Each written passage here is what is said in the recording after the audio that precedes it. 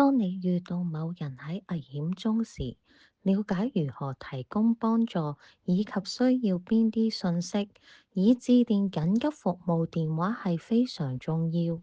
喺行動前，請務必檢查是否存在危險。如果周圍有任何可能危險嘅情況，譬如火災或燃料洩漏，請保持距離，並致電999或者112。請緊記，切勿讓自己處於危險中。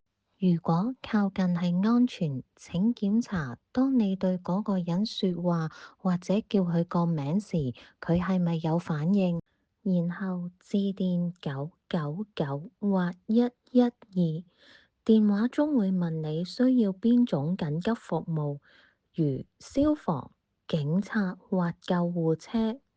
通過使用拉人龍系統回答佢哋嘅問題。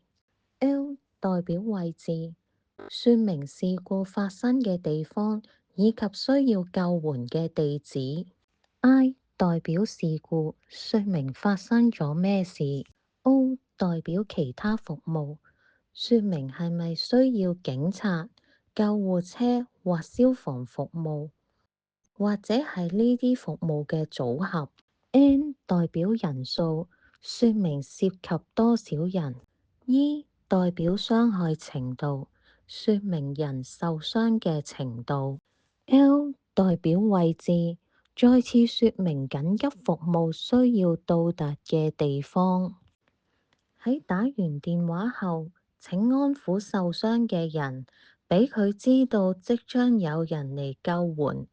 如果你接受過急救訓練，現在可以使用相關技能，保持冷靜並陪伴受傷者，直到緊急服務到達，將佢交俾專業人士。